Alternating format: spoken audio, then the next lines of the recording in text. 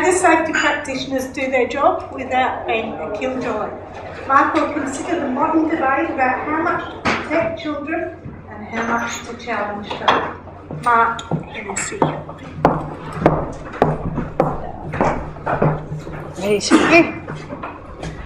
You're on. And away we go. Here we are within the city of Melbourne in this beautiful building.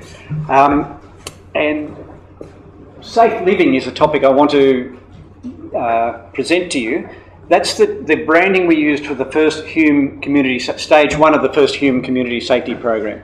And the idea was that living, it's not just safe mollycoddling or cotton wooling people, it's actually living. If you're going to play rugby, well, assess the risks, make your own decision and play the game. When you work with City of Melbourne, you see some old things, and something old and something new is my theme.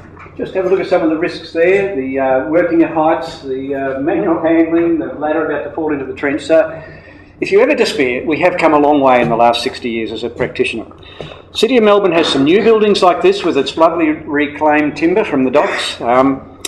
It has some old buildings which it renovates, and grand designs would probably be well suited to some of those projects. One of those is the Boyd, which was an old former school in South Melbourne. Used to teach women how to vacuum clean and do housework and things like that. There's a gentleman emerging from the front door with his hand on the door handle. It's Melbourne's first integrated hub. So it's children's services, a library, a coffee shop and some other meeting rooms and other things. But is Anthony still here? What street's that? City Road. Correct. Which the aforementioned City Road is a traffic sewer right outside the front door. So clearly the children have to be contained. We can't say, hopefully the first few traffic crashes will be minor and they'll learn and they'll go back in.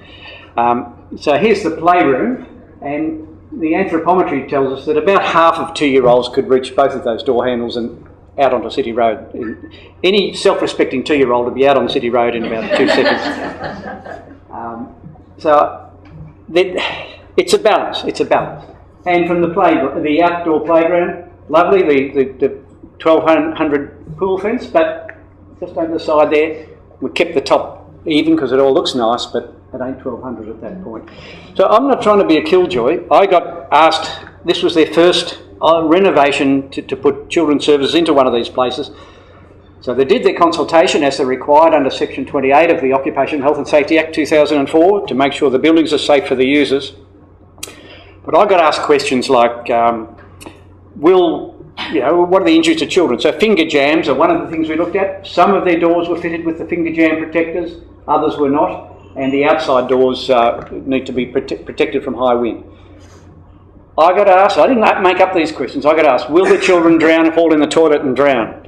So I've got to give a technical answer. So we know that little children are top heavy. Again, I did the anthropometry. Yes, their tummies they could reach into the toilet, but I measured the width of the bowl just above the waterline and got up some anthropometric data for heads, and it's probably impossible that they could get in there and drown.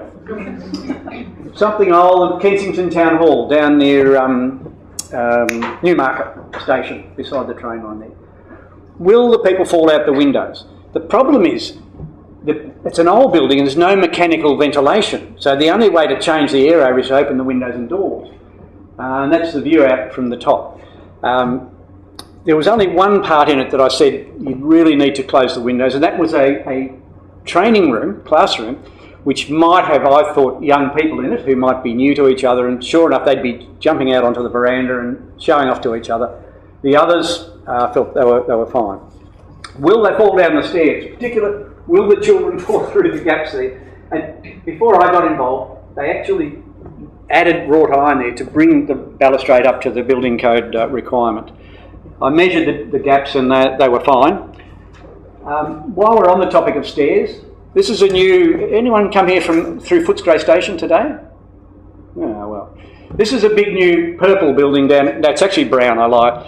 Down near Footscray Station. And how many steps do you see here? 1, 2... You're walking down the steps. 1, 2, 3, 4. Wrong. There's only 3. So the bottom step looks like a step. So architects hate ergonomists almost as much as they hate builders.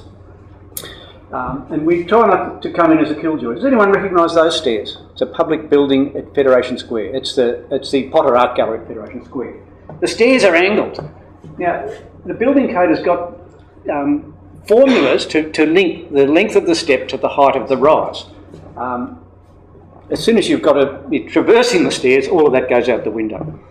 This was a set of a nice fancy building, and they thought it'd be nice to put in checker plates there. So I was in the Supreme Court yesterday trying to advise the court whether checker plate was slippery or not. And checker plate is less slippery than sheet metal, but it's not, in my opinion, not a suitable surface for for commercial and public buildings.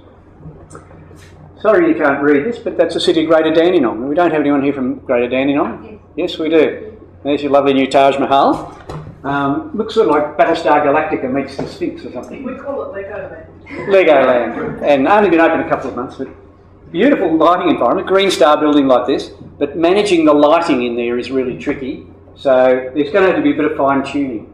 This is taken in the council chamber, so see the sharp shadows. So we put down lights where we want it to look fancy, like in foyers and council chambers and that. It's not a suitable lighting, so we're going to do something about it. Now here's Dracus. This is Thingle Toodle's third best friend. Thingle Toodle, Zora told me Thingle Toodle's best friend is Professor Eric. And who's Thingle Toodle's second best friend? Julia Gillard! You haven't been watching. And Dracus has eyes in the back of her mouth, and you look through the mouth. So she needs, the designers didn't think about how Dracus is going to get around. So she has to have two minders, one to guide her around the other way, and the other is to stop the children kicking and punching her. Something old and something new is a bit what I've talked about. So preschool is a childcare centre in Preston. It's a bit dull. But again, I do safety audits every now and then, and what do the kids play with? Sticks and stones, and that's fine by me. It's a difficult professional thing, but I have to make a judgment as long as they're minor injuries. I don't want the kid to be hung, and I do worry about the picket fence there a bit, or permanently disabled, but a few scrapes and scratches are not going to worry me. The children are not stupid. They're quite intelligent, quite resourceful, and they can learn their environment. That's it.